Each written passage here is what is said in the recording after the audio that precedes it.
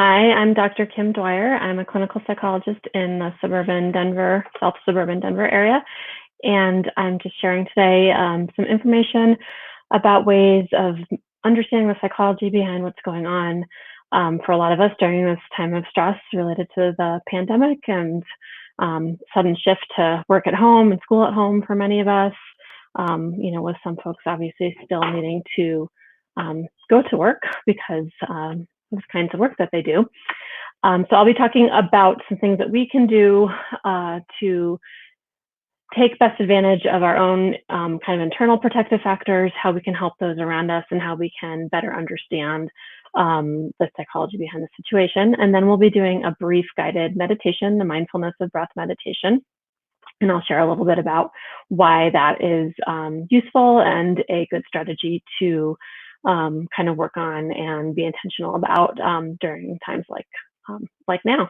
So thanks for joining me. If you are not finding this video on my webpage, you can go to my webpage for more information. It's drkimdwyer.com.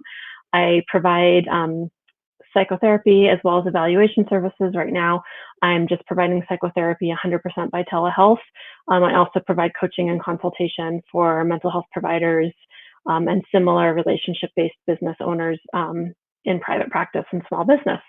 So you can find out information at drkimdwyer.com. And then for mental health folks, my coaching website is intentionalprivatepractice.com.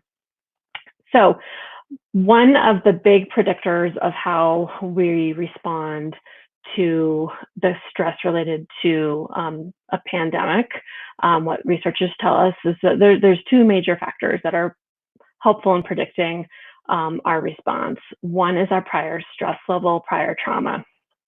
So whenever we're in a situation of traumatic event, we can kind of reactivate past trauma. So people who have unresolved trauma or recent trauma that hasn't been fully processed yet are likely to be at slightly increased risk. So certainly taking care of those people. If you're a mental health provider, knowing your clients and who might be more vulnerable in your own sphere of reference, reaching out to those people who may have experienced some difficult times lately.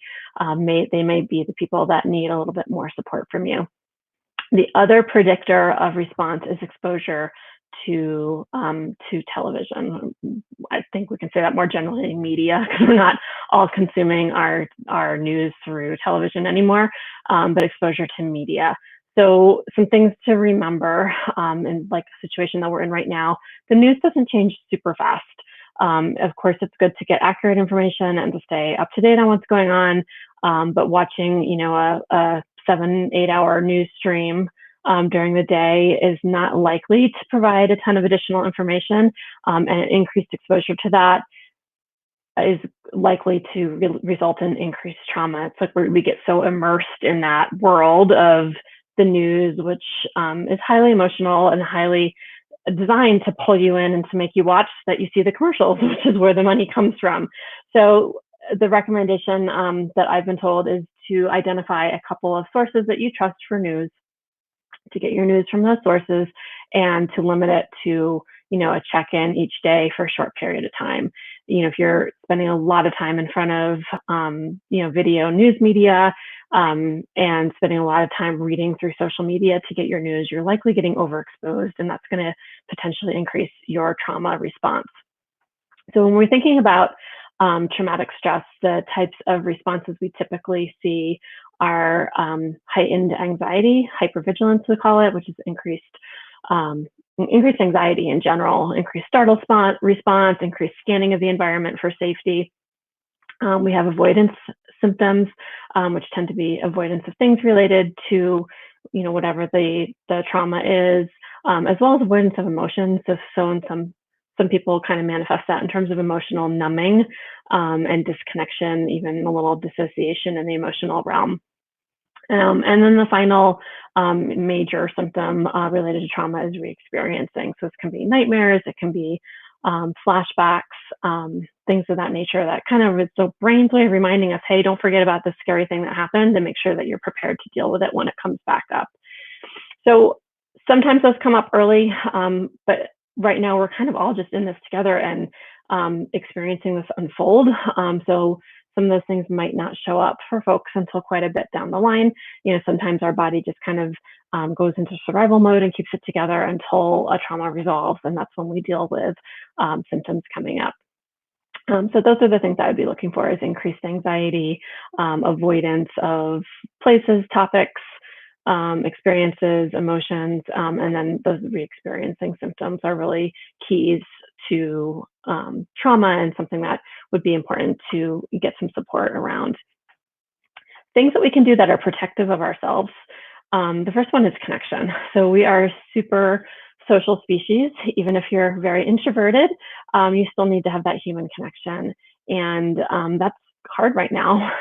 If you're home, you're not having a lot of human connection except for to the same people. Or if you live alone, you're kind of shut off from that. So try to find opportunities to connect.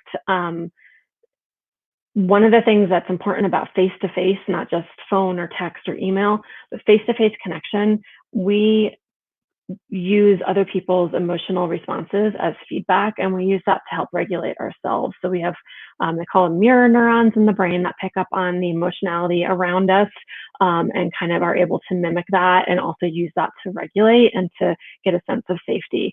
So having that can be extremely important. I had a connection with some colleagues the other day that was, I thought it was going to be more informational. And at the end, I was like, it was so great just to talk to people and, talk about, work and things that we're passionate about, and feel that connection and see their faces and chat with them. Maybe not as good as sitting down and having coffee together, but it certainly was helpful to be able to do that. So looking for ways to connect with friends, with family members who aren't in your house, have a virtual coffee date, have a virtual happy hour, do a virtual game night, include them in your celebrations. We have a lot of, religious holidays right now going on. So, put your laptop at the table and bring them into your celebration, have them part of your family meal and your readings and, whatever the things are that you do that are important. Boundaries are also super important. So normally we have physical boundaries between our work world and our home world. And for a lot of us right now, we don't have that. And you might not have thought about this before, but the actual act of leaving work and going home sets up a shift for a lot of us. That work day is over. Now I'm going home. Now I'm parent, spouse, sister, friend, whatever role that you play at home, and you're no longer, teacher, professional, attorney, whatever your profession is. And that's an important shift. And when you're working from home, that tends to blend. You're in the same space. A lot of us, if you don't have an office that you can use just for you, you might be working in a bedroom with the door shut, while your kids are working somewhere else in the house, or your partner's working somewhere else in the house. And that boundary really does blur. There's interruption of your work, by people who need you for things. And there's not that debrief kind of time of driving home, physically leaving the office and walking into another place. So some things that you can try to do for that. And I know, everybody's situation is going to be different. Some of these are not going to be really practical, but hopefully you'll get enough tips that you can figure out a way to help with that for you if you think that's something that's been difficult. Try and set specific work hours as much as you can. And especially in 2 adult homes with children, designate who's kind of the point person for kids at what time of day. If one partner has an important work meeting that can't be interrupted, find them a place, give them the quiet spot in the house, and let kids know, the other partner, the other adult is the person to come to if you need to reduce fractions, which is what I just did. So figure out, who's the point person for help with food, for help with school, for whatever your kiddos' needs are, and for younger kids, just for entertainment. I mean, that's a challenge for sure. So figuring out and negotiating who's on for what. And if you're home, kind of single parenting it while you're trying to work, trying to determine, what are the ways that, you can talk to kids about, what warrants an emergency in terms of interruption, what are times when they can interrupt, how can they do that, as as with as little disruption as possible. If they're old enough to write, can they put a note on your desk that you can respond to? You might be able to problem solve that, or you might need to put on a TV show at certain times, or give them the iPad so that you can focus and use something to keep them occupied, or ask an older sibling to really occupy them, play a game with them or something while you're doing that. You can also set boundaries when you do finish your workday. So if you do have a specific, I'm working until 4 p.m. or I'm working, maybe you're shifting, you're working from 1 to 8 p.m. or something. When you're finished with that, doing something to kind of remove yourself from the working world and going back into the home world. And maybe you need to go take a walk. Maybe that's your commute is to go for a walk, grab your dog or just grab your tennis shoes and, go for a 10 or 15-minute walk to let go of the day. Maybe it's that you do a meditation to kind of let go of the day and re-enter the home. I know people, and I've sometimes done this myself, that as they're leaving their physical office to say, goodbye work, goodbye clients, I'll be here for you again on Monday. I wish you well. I wish you peace. And now I'm going home to take care of myself and my family. So you can have a little mantra, a little routine that you go through like that to, to turn that off. Okay, so some physical things that are helpful to make sure that you're taking care of. First off, our body and our brain thrives on consistency, structure, and routine.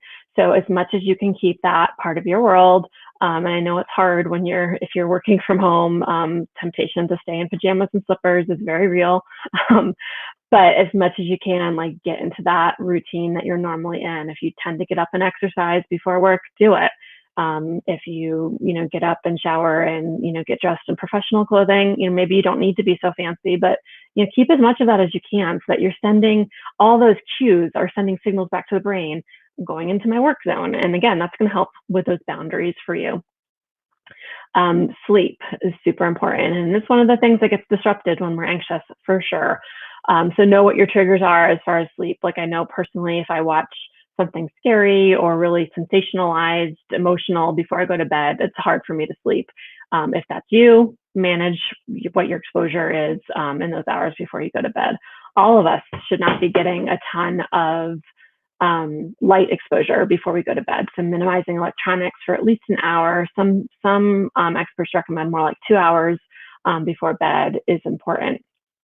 And I know that's hard to do as well. But the things that you can do to set yourself up for a good night's sleep are important. Exercise is super important just for general wellness. Exercise is pretty much good for everything. So in terms of healthy brain, healthy body, resetting your sleep schedule. Some research shows that exercise early in the morning is really good for helping to reset your sleep schedule, especially if you can exercise outside, because you're getting that light exposure early in the day, which sets you up to release melatonin later in the day when you're ready to go to sleep. And melatonin is what gives you that internal feeling of sleepiness. Okay, and then nutrition. So taking care of your body. It's super easy when you're home all day, assuming that you stock the pantry pretty well, to eat sweets and salty stuff. We crave them, right? It's comfort eating.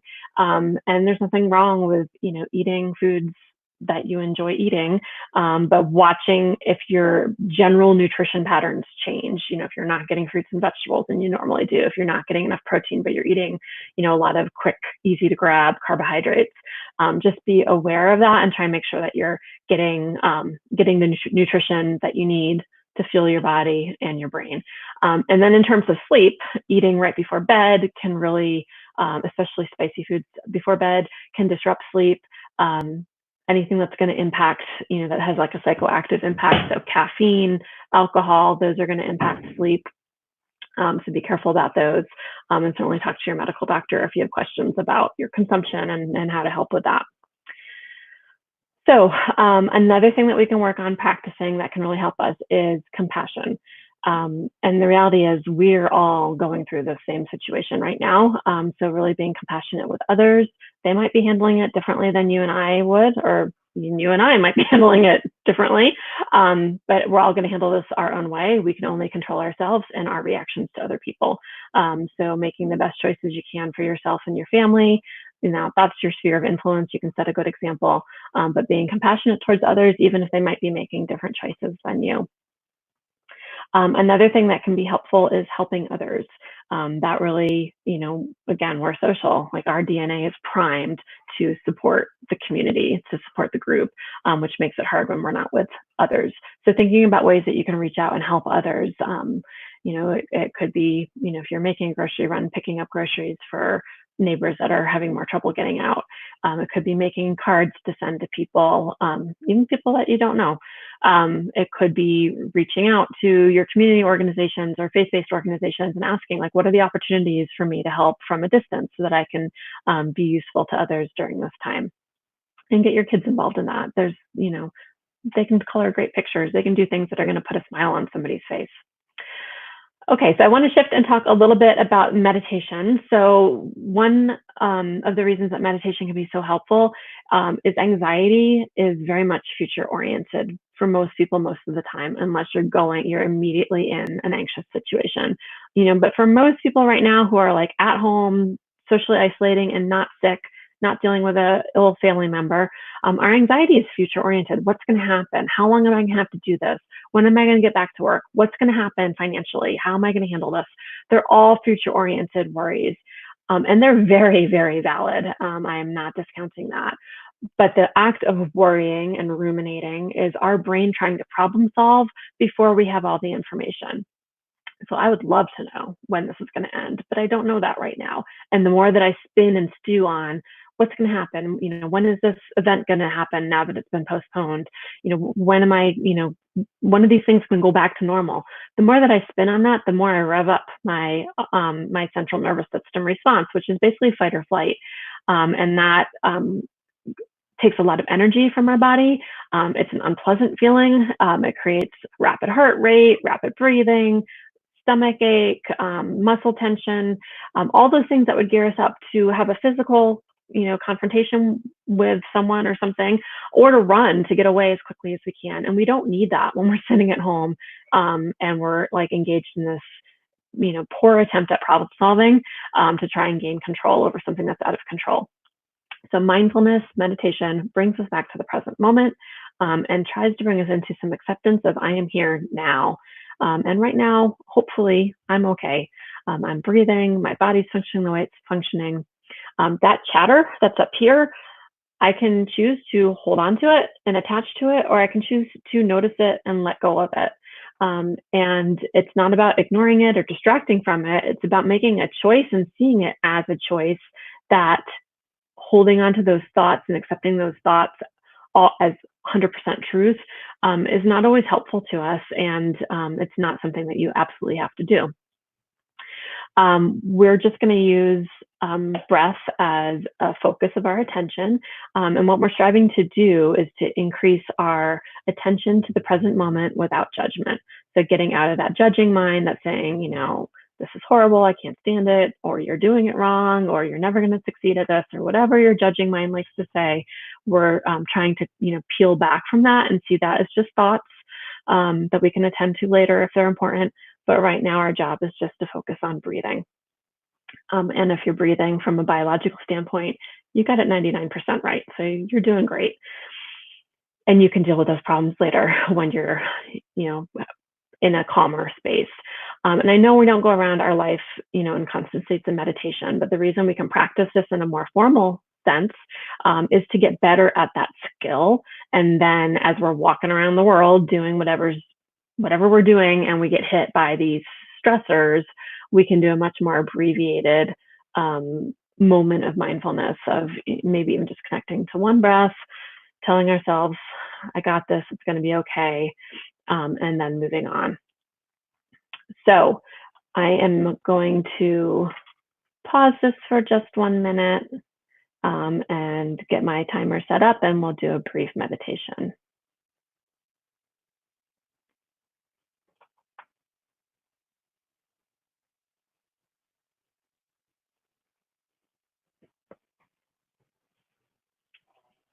And I'm going to do this in a 7-minute cycle, which is kind of a traditional meditation cycle. You can do it longer. You can certainly do it shorter. And if you're doing this from home, obviously, you can do the seated traditional postures, seated on a cushion on the floor, but really whatever is comfortable to you. If lying down in bed is comfortable to you, go for it. Um, if you're going to practice this, multiple times, I would recommend at least some of the time you do it when you're pretty alert and sitting up. If you do it in bed and you fall asleep, then that's great. Maybe that's what you needed was to fall asleep. But you also want to be sending a signal to the brain that this is something that you can do to actually increase alertness and increase focus. And it's not just about sleeping. But again, if it helps you to sleep, go for it. Use it for that purpose. So just follow my voice, try and follow as best you can, and we'll get started. So you're going to start by just taking a breath and almost immediately start to feel your body relax. You can close your eyes or just let them gently focus a couple feet ahead of you. Relax the focus. And if you keep them open at any time that you become sleepy or feel like relaxing your eyes, just go ahead and close them. So take a breath in through your nose and blow out through your mouth. And breathe at a pace that's comfortable for you. And let your attention really rest in your breath. We're not seeking to control the breath in any way, but just to be aware of it. Notice everything that you can about the breath. Noticing it on the way in and on the way out.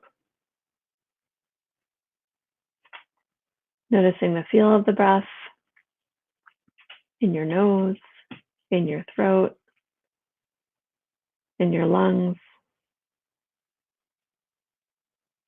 Noticing that moment of fullness and tension before you breathe out, and noticing that deflation as you breathe out. You might notice all the qualities of the air, the temperature, the sensation of the air, anything that you might smell.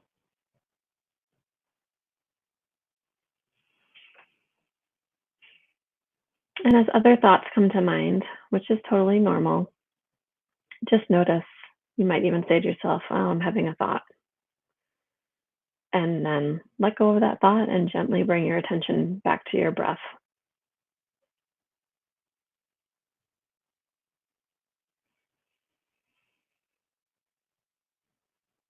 You might notice the feeling of the breath throughout your body.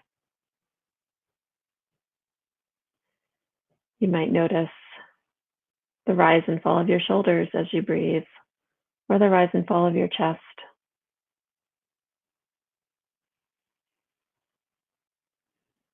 You might notice your belly inflating and deflating with the breath, or your arms gently rubbing against your side.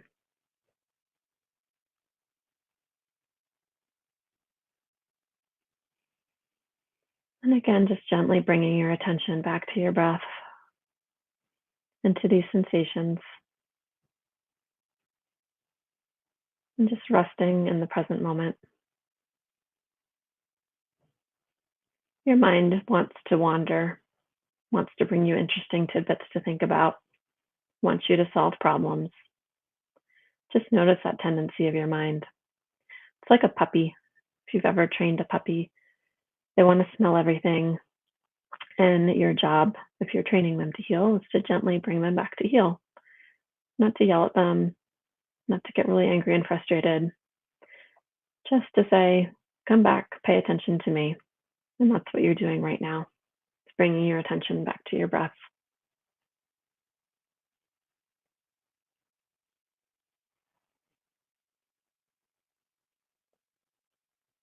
I'm going to give you a couple of minutes right now of silence to just again practice focusing on your breath and bringing your awareness back to your breath.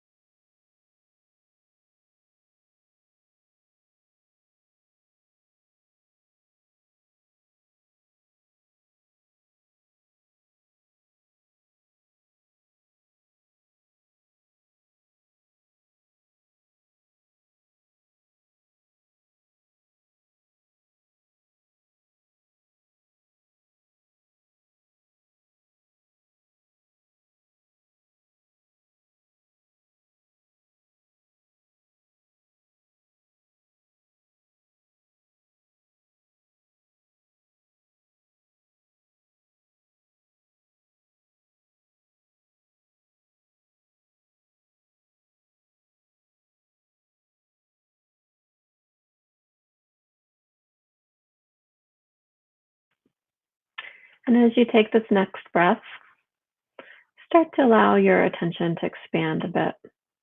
Notice the breath and the fullness of the breath, but start to bring your attention back to the room around you, noticing feelings throughout your body.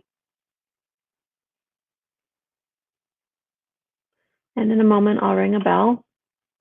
Just follow the sound of the tone until you can't hear it anymore, and then open your eyes.